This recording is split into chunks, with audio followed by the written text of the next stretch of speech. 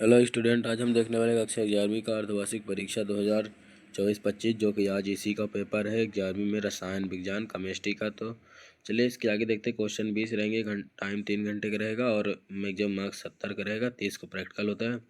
चलिए शुरू करते हैं। ये निर्देश कुछ लिखे हुए हैं जैसा कि पेपर में लिखे रहते हैं, तो हम उसको पढ़ लेंगे वहाँ जाके। कौन सा कितना क्वेश्चन है, सही विकल्प चुनकर लिखिए। 1 मोल हाइड्रोजन परमाणु में हाइड्रोजन परमाणुओं की संख्या है, तो इसका सही आंसर होगा 6.022 इंटू 10⁻²³ परमाणु। 6.022 × 10⁻23 परमाणु। इसको दशमलव के बाद का है तो 2 पढ़ेंगे। 6.022। निम्नलिखित में से किसमें अयुग्मित इलेक्ट्रॉनों की संख्या सर्वाधिक है? Cr24।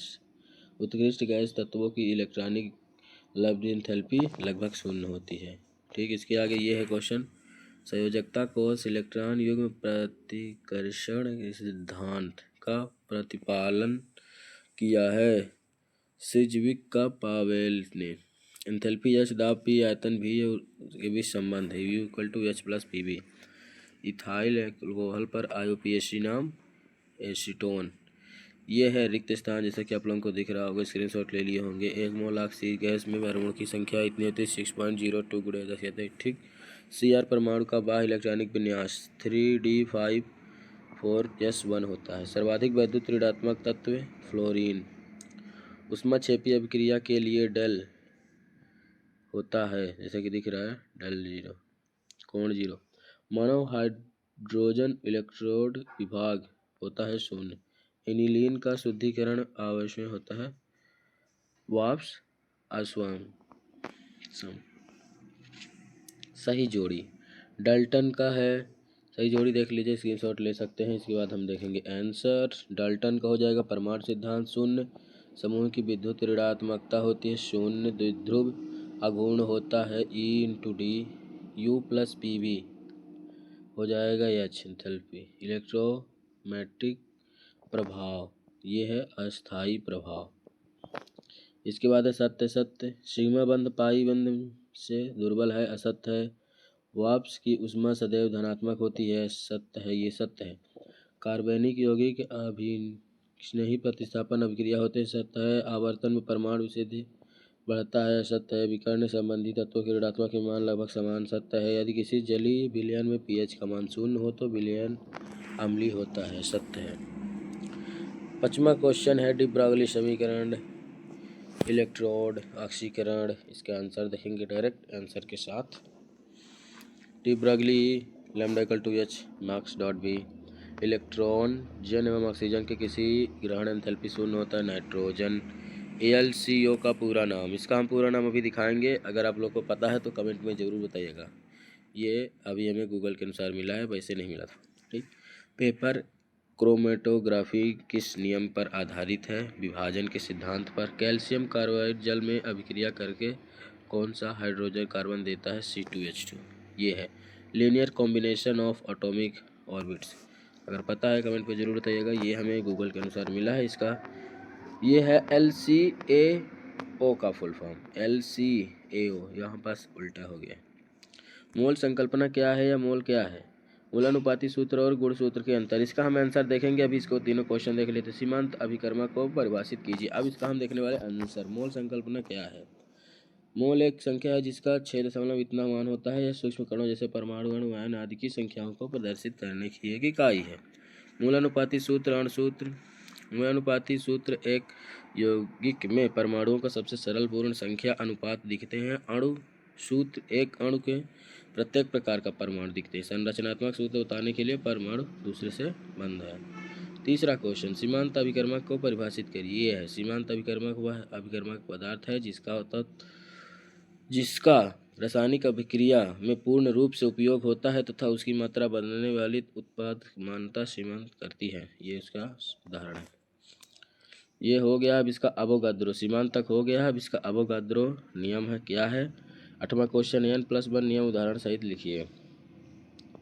ये है अवोगाद्रो नियम। समान ताप समान दाब पर गैसों के ऋण समान स्थित होते हैं दाब की। ठीक, ये समानुपाती होता है। n+1 नियम उदाहरण। n+m के लिए एक इलेक्ट्रॉन उस ऑर्बिट में पहले प्रवेश करता है जिसमें लिए n+1 n+l है, ये 1 नहीं है, n+l का मान सबसे कम होता है। यदि 2 या 2 से अधिक ऑर्बिटों में n+l का मान समान हो तो नया आने वाला इलेक्ट्रॉन उस ऑर्बिट में प्रवेश करता है जिसका n का मान शून्यतम होता है। ये हो गया। अब इसका हम देखेंगे क्वेश्चन अगला 8वां, जैसे प्लांक का क्वांटम नियम क्या है।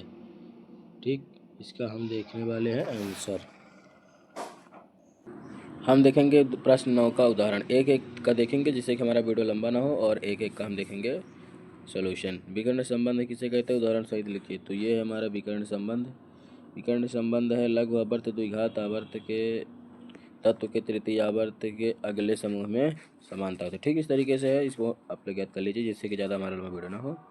हम देखने वाले हैं 9 का अथवा। n व o में किसी आयतन एंथैल्पी कम होती है और क्यों। इसका आंसर ये, ऑक्सीजन की आयतन एंथैल्पी कम होती है क्योंकि ऑक्सीजन से चार्ज होते हैं। तो ये इस तरीके से इसका आंसर हो गया है। हम इसका देखने वाले हैं द्विध्रुव अघूर्ण से क्या समझते हो।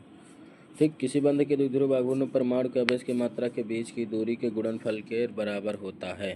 ठीक, ये माइक्रो इक्वल टू E.D ये होता है, एक सदिश राशि है।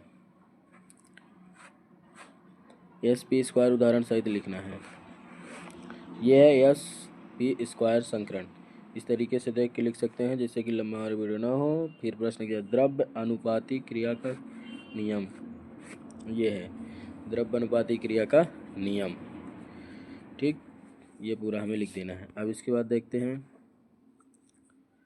अरेनियम के अवरोहण अम्ल क्षार को परिभाषित किए। ये है उसका। अरेनियम के अनुसार पदार्थ को जलीय विलयन में अपघटित होकर यह इतना और इतना अम्ल देती है। ये हो गया है 12वें का 11वें का अथवा। अब देखेंगे 12वां, योगना रिडॉक्स। योग्यता में रिडॉक्स अभिक्रिया।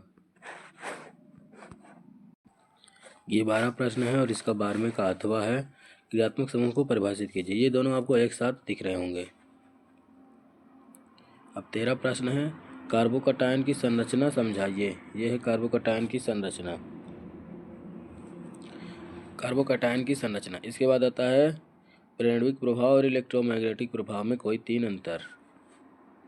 ये है, ये स्थायी रूप से होता है, ये अस्थायी होता है, ये इस तरीके से ये होता है। ठीक, ये हो गया है इसका 13 का आंसर अथवा का। ठीक, परमाणु के कोई 3, ये परमाणु और अणु में कोई 3 अंतर। ये है परमाणु अणु में अंतर। इसमें से 3-4 अंतर हमें लिख देना है, 3 लिख देना है, 4 लिख देना है, जितना हमें याद रहेगा लिख देना है। ठीक, इस तरीके से अनुपात का स्थिर अनुपात का नियम को देकर उदाहरण सहित स्पष्ट कीजिए। ये है अनुपात सदा निश्चित रहता है, इसी को स्थिर अनुपात नियम कहते हैं। शुद्ध पानी को किसी स्रोत से प्राप्त किया जाता है, हाइड्रोजन ऑक्सीजन भार की दूरी में इतना होता है। इस तरीके से 15 हुंड क्वेश्चन बहुलक का नियम सहित लिखिए। यह हुंड के अनुसार किसी भी उपकक्षक में कक्षमों इलेक्ट्रॉन जोड़ों तथा नहीं बनते हैं तब क्रिया में कक्षक, ये समूह इसका आंसर है। हुंड का नियम हम देखना है 15 का अथवा क्वेश्चन। यह है 15 का अथवा क्वेश्चन, अपबाहु का सिद्धांत क्या है। उदाहरण सहित हमें लिखना समझाना है। अपबाहु ये है अपबाहु। 15 का अथवा अपबाहु का नियम। ठीक, इस तरीके से ये है। मेंडलीव की आवर्त के सारणी के अनुसार दीर्घ आवर्त सारणी श्रेष्ठ है, क्यों स्पष्ट करना है। जो मेंडलीव की आवर्त सारणी है, दीर्घ आवर्त सारणी है, स्पष्ट क्यों है। ठीक, ये है आवर्त सारणी के रूप में क्रम। इस तरीके से इसका हम आंसर लिख देंगे। अब हम देखेंगे 16 का अथवा, डी ब्लॉक और एफ ब्लॉक तत्वों के कोई 3 लक्षणों में तुलना। ये इसके 3 लक्षण स्क्रीनशॉट रख लीजिए या फिर याद कर सकते हैं, लिखे होंगे। जो याद होगा आपको वही लिख सकते हैं। हेंस के नियम। हेंस के स्थिर संकल्पना के उदाहरण सहित समझाइए। इसका होगा ये आंसर, लंबा आंसर है, 2-3 पार्ट में। ठीक, इसके बाद हम देखेंगे अगला क्वेश्चन हमारा क्या है। अगला क्वेश्चन एंथैल्पी परिवर्तन। अब हम देखने वाले हैं 17, हम एक अथवा नहीं देखेंगे। 18 क्वेश्चन देखते हैं। आयनन ऊर्जा क्या है? आयन ऊर्जा को प्रभावित करने वाले कारक। ये हैं आयन ऊर्जा को प्रभावित करने वाले कारक। ये है पूरा है 4-3 पॉइंट है। फिर इसके बाद है कक्ष और कक्षक में 4 अंतर। कक्षक में 4 अंतर ये दिया है। यह नाभिक के चारों ओर होता है, ठीक ये होता है। इस तरीके से 19 क्वेश्चन। समवायता किसे कहते हैं? समवायता के उदाहरण सहित लिखिए। ये 19 का अथवा हो गए। निम्नलिखित के लिए एंथैल्पी बनाने के लिए बिंदु के आधार पर ये 20 क्वेश्चन है और 20 का अथवा, ये आप लोग कर सकते हैं। इसके लिए वीडियो देखने के लिए धन्यवाद। वीडियो कैसा लगा कमेंट में जरूर बताइएगा।